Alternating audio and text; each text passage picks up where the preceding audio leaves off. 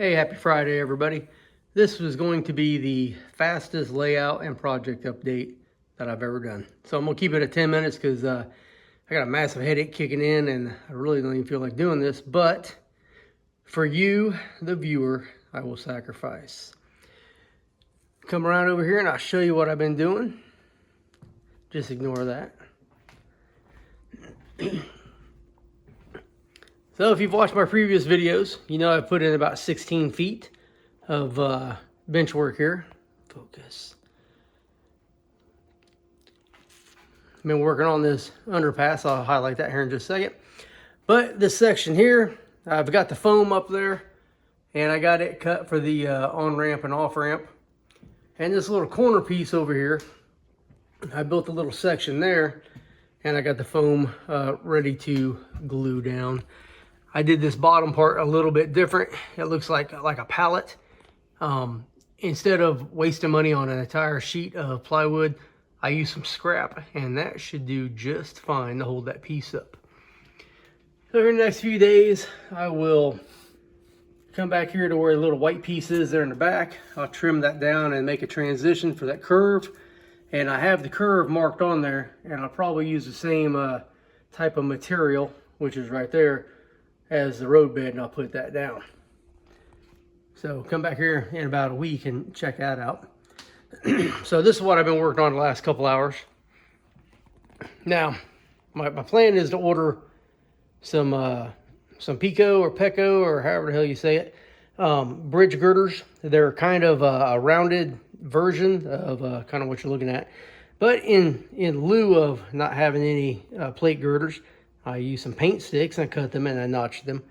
And I'm just to mock this up, but I'm really liking the way this looks. I made this little corner piece here. It's the opposite and matches this little corner piece. And I've modified the ends of the concrete walls here, or what's supposed to be concrete walls. And I still need to work on the back side there, but this front one I think is what everybody's going to see, so the most of the detail will be here. So I'm using these little wood strips as to represent a concrete divider, just like a curb in the middle. You know, modern times we have Jersey walls and stuff like that, but I think this will look just fine. So this will be painted concrete color. I'll weather the road and I'll paint the white lines on the road, because back in the 50s and before, I think 1953 and earlier, all the lines on the roads were white. They didn't have yellow. So I'll paint white lines on here, and then I'll do some lines here for like the separate the lanes.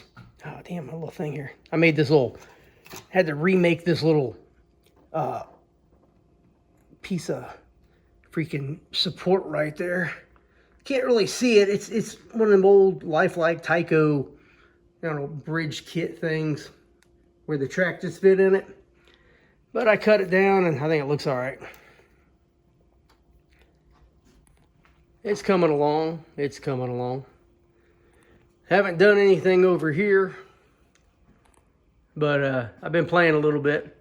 I did adjust the track over here on the main line on the gate. This track right here was off just a hair, and I didn't notice it until I watched the video. And so I pulled out, I'll show you how I did this.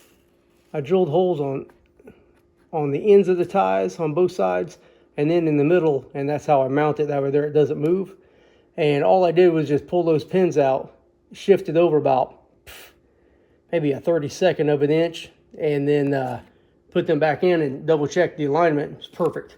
So now I should not have any problems whatsoever. So let me run you back here. Oh, I went to Hobby Lobby today. Picked up some more trees.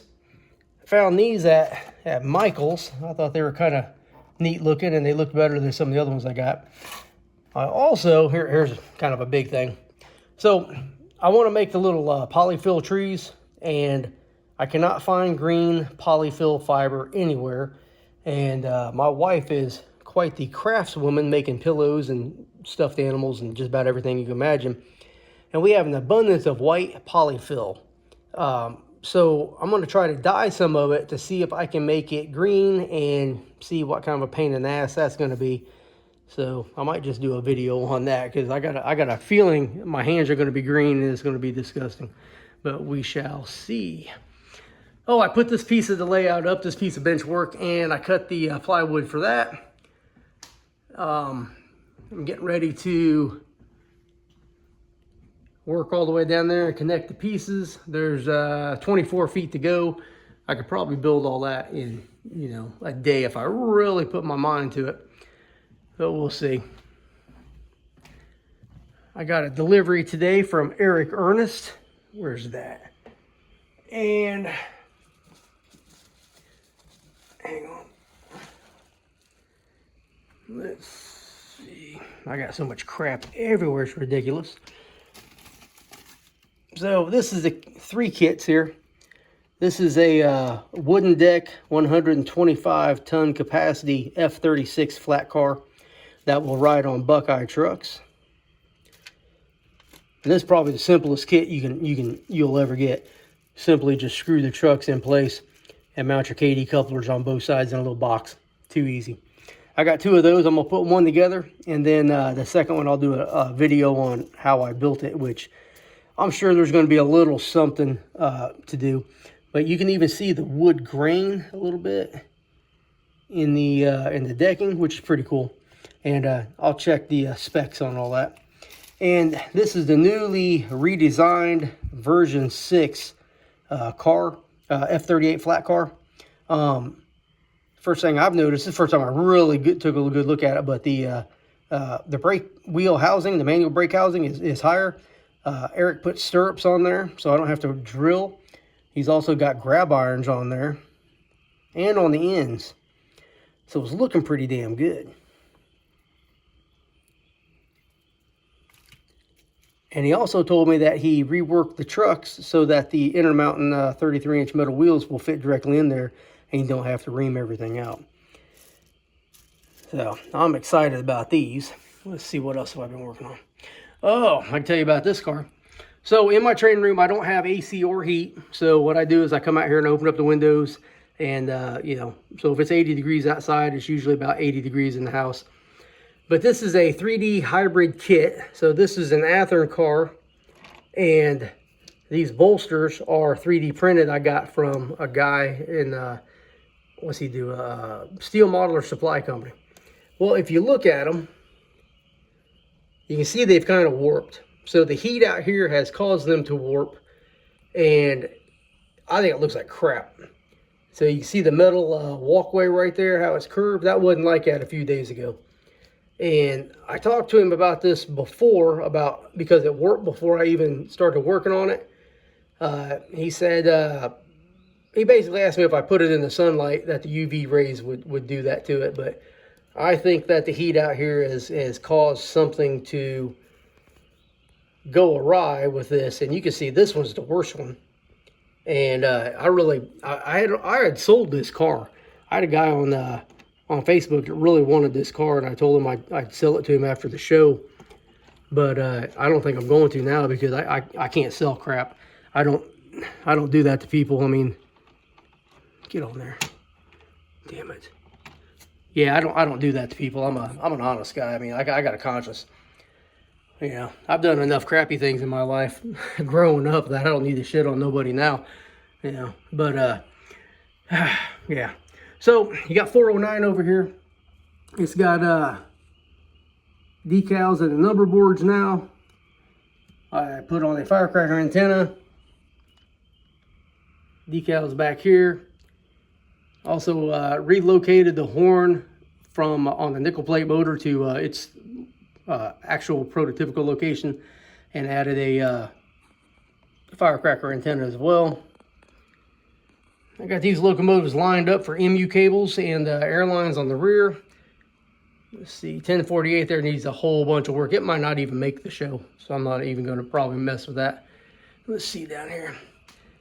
I got some U30Cs posed for some photos that I ended up not taking. That might be tonight's thumbnail. And I got my two Virginian Fantasy SD 40-2s. These are complete, 100% complete. Oh, I'm sorry. It's not. I lied. 1031 needs decals there on the rear number boards. I just noticed that. I thought it was done. Man. But if you look at them close up, they're only a couple of numbers apart, but there's a lot of differences. The story behind the 1028 is it was on run-through power it was run-through power on a train on the Reading, and they had a derailment. The locomotive was messed up pretty bad. They rebuilt it, but they sent it back with different parts and different paint job versus the standard Virginia paint job. And that might sound kind of funny, but the Reading actually did that to the Norfolk and Western with an SD45.